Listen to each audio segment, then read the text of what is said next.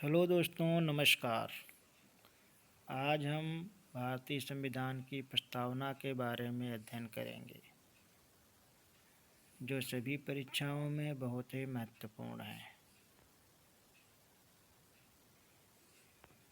तो शुरू करते हैं। भारतीय संविधान की प्रस्तावना या प्रियम्बल, इसे अंग्रेजी में प्रियम्बल कहते हैं। भारतीय संविधान की प्रस्तावना का स्रोत क्या है? तो दोस्तों, भारतीय संविधान की प्रस्तावना का स्रोत अमेरिका का संविधान है। कहाँ का संविधान है? अमेरिका का संविधान। दोस्तों, भारतीय संविधान की प्रस्तावना को अमेरिका के संविधान से प्रेरित होकर ग्रहण किया गया है।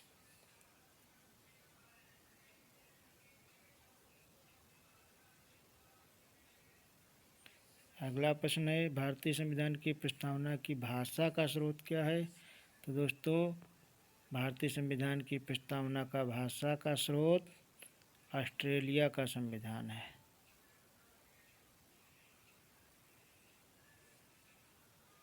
ऑस्ट्रेलिया का संविधान है। कहाँ का संविधान? ऑस्ट्रेलिया का संविधान है। भारतीय संविधान की प्रस्तावना की भाषा का स्रोत ऑस्ट्रेलिया का संविधान है। अगला प्रश्न है, उद्देश्य प्रस्ताव किसने प्रस्तुत किया था? संविधान सभा में उद्देश्य प्रस्ताव किसने प्रस्तुत किया था? दोस्तों, पंडित जवाहरलाल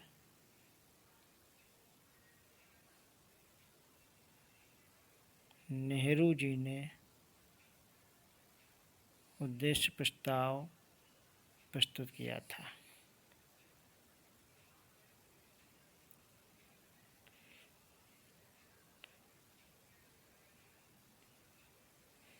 कब प्रस्तुत किया था?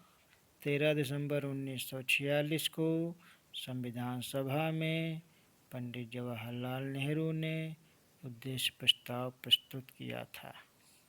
संविधान सभा ने कब स्वीकार किया, या पंडित जवाहरलाल नेहरू द्वारा प्रस्तुत उद्देश्य प्रस्ताव को संविधान सभा ने कब स्वीकृति दी? तो 22 जनवरी 1947 को 22 जनवरी 1947 को संविधान सभा ने उद्देश्य प्रस्ताव को स्वीकृति दी, और यही उद्देश्य प्रस्ताव भारतीय संविधान की प्रस्तावना के रूप में वर्णित है।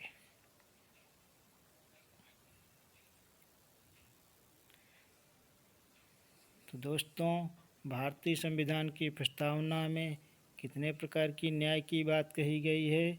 तो 3 प्रकार के न्याय की बात कही गई है। भारतीय संविधान की प्रस्तावना में 3 प्रकार के न्याय की बात कही गई है। सामाजिक,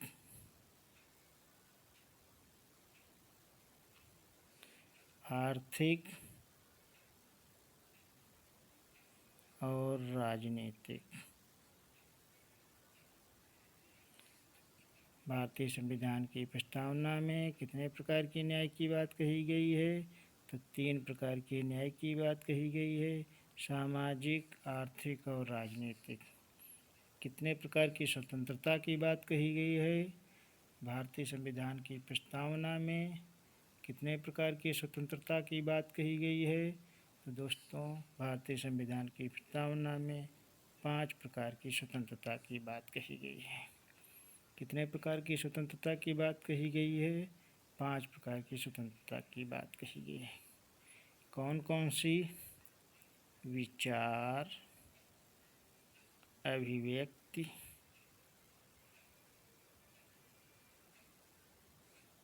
विश्वास, धर्म और उपासना। विचार, अभिव्यक्ति, विश्वास, धर्म और उपासना, 5 प्रकार की स्वतंत्रता की बात कही गई है। कितने प्रकार की समता की बात कही गई है? भारतीय संविधान की प्रस्तावना में दो प्रकार की समता की बात कही गई है, समता या समानता, प्रतिष्ठा और अवसर। प्रतिष्ठा और अवसर की समता।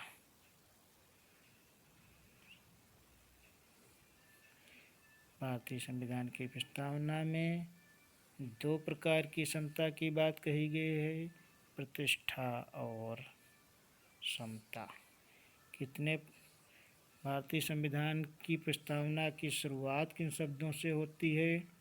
तो दोस्तों, भारतीय संविधान की प्रस्तावना की शुरुआत हम भारत के लोग, हम भारत के लोग से होती है। भारतीय संविधान की प्रस्तावना की शुरुआत हम भारत के लोग से होती है। किस वाद में संविधान का भाग नहीं माना गया? प्रस्तावना को माननीय सर्वोच्च न्यायालय ने किस वाद में प्रस्तावना का भाग नहीं माना? तो दोस्तों, बेरुबारीवाद, बेरुबारीवाद 1960 में अपने निर्णय में कहा कि प्रस्तावना संविधान का भाग नहीं है। किस वाद में? बेरुबारीवाद 1960 में माननीय सर्वोच्च न्यायालय ने कहा कि प्रस्तावना संविधान का भाग नहीं है। और फिर जो है, किस वाद में कहा कि प्रस्तावना संविधान का भाग है? यानी कि माननीय सर्वोच्च न्यायालय ने किस वाद में माना कि प्रस्तावना संविधान का भाग है? तो केशवानंद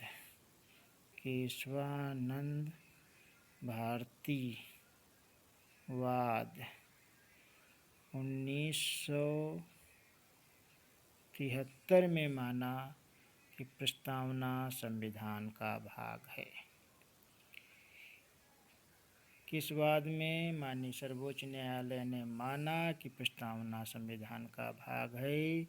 1973 में केशवानंद भारती वाद में माननीय सर्वोच्च न्यायालय ने माना कि प्रस्तावना संविधान का भाग है और इसमें संशोधन किया जा सकता है।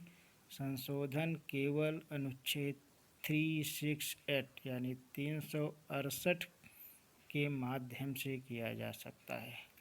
संशोधन अनुच्छेद 368 के माध्यम से किया जा सकता है।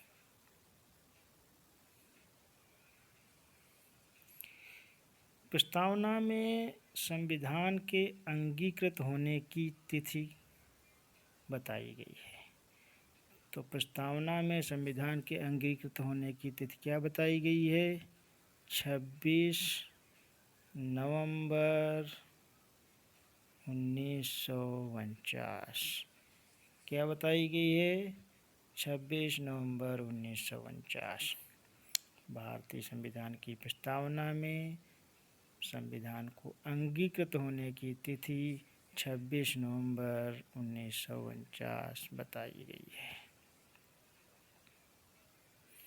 संविधान पूर्ण रूप से कब लागू हुआ? भारत का संविधान पूर्ण रूप से कब लागू हुआ?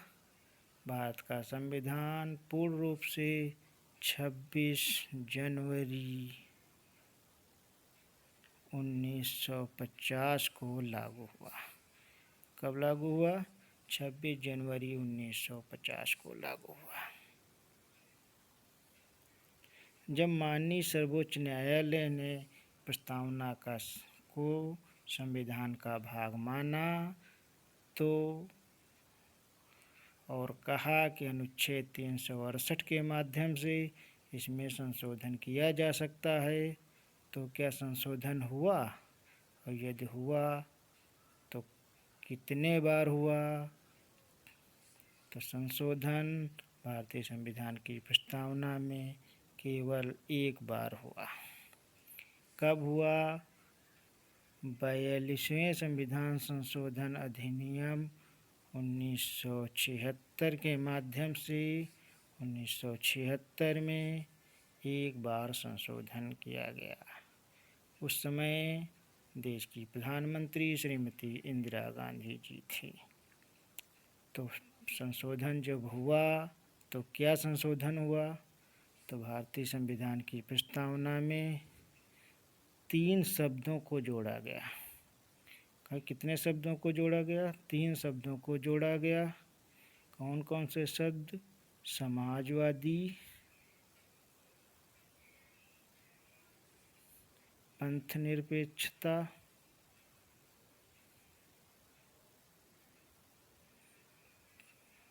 और अखंडता।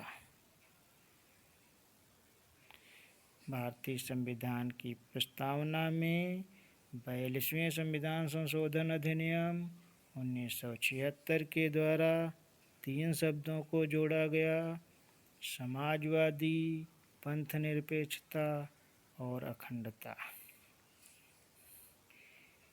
प्रश्न भी है किस अधिनियम से और कब संशोधन हुआ? तो किस अधिनियम से? 42वें संविधान संशोधन अधिनियम 1976 के द्वारा 1976 में भारतीय संविधान की प्रस्तावना में संशोधन हुआ। इस प्रकार हमने आज भारतीय संविधान की प्रस्तावना के बारे में बहुत ही महत्वपूर्ण पॉइंट्स को पढ़ा, जो लगभग सभी परीक्षाओं में बार बार पूछे जाते हैं। आप सभी को हमारे साथ जुड़ने के लिए बहुत बहुत धन्यवाद।